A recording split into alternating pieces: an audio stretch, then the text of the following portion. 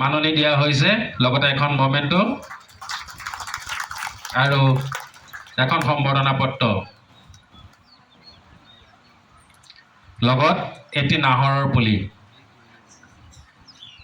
খুব সুন্দৰ, ধন্যবাদ। আৰু দুআষাৰ মাত্ৰ একদম চমুকে জানিব বিচাৰিছে, স্পেচিয়েলি যজ্ঞই কৈছে যে কিবা দুআষাৰ কৈ যাব লাগিব সকলোৱে।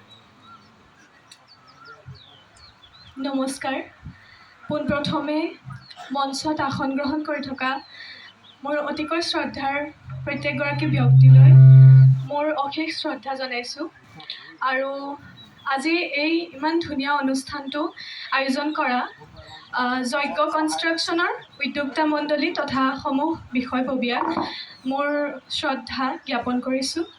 আৰু সন্মুখত আসন গ্ৰহণ কৰি থকা বিশিষ্ট ব্যক্তিসকল, উপস্থিত ৰাইজ আৰু মোৰ কাষত ৰৈ থকা গতিকে প্ৰতিষ্ঠিত প্ৰত্যেকগৰাকী ব্যক্তিলৈ মই শ্ৰদ্ধা জনাইছোঁ। মই যোৰহাটৰ পৰা আহিছোঁ আজি ইয়ালৈ। যোৰহাট কমাৰমাটি গাঁৱত মোৰ ঘৰ। আৰু মই কল্যাণী বাল্য ভৱন ছিনিয়ৰ ছেকেণ্ডেৰী স্কুলৰ পৰা হাইস্কুল শিক্ষান্ত পৰীক্ষাত অৱতীৰ্ণ হৈছিলোঁ আৰু 94.2% লৈ মই উত্তীৰ্ণ হ'বলৈ সক্ষম হৈছোঁ।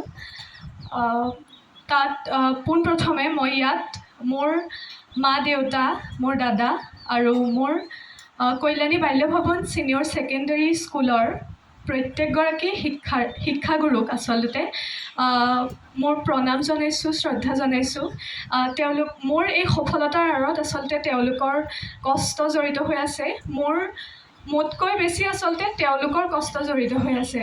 তেওঁলোকে অশেষ কষ্ট কৰি আমাক গঢ় দিছে। সেইবাবে তেওঁলোকৰ ওচৰত চিৰকৃতজ্ঞ হৈ ৰ'ম, চিৰঋণী হৈ ৰ'ম।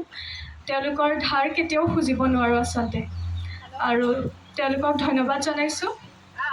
আজি এই অনুষ্ঠানটো আয়োজন কৰাত ইয়াত মই থিয় হৈ এষাৰ কথা ক'বলৈ পাৰিছোঁ, সেইকাৰণে আচলতে খুব ধন্য মানিছোঁ নিজকে। আৰু সেয়াই কৈছোঁ, ধন্যবাদ। তুমি ডাঙৰ হ'লে কি হ'ম বুলি সপোন ৰচি থৈছা? নাই, তেনেকুৱা মোৰ ভৱিষ্যত পৰিকল্পনা নাই। বঢ়িয়া, বহুত ধন্যবাদ। আগবাঢ়া তুমি, ধন্যবাদ। ইয়াৰ পিছত এইবাৰ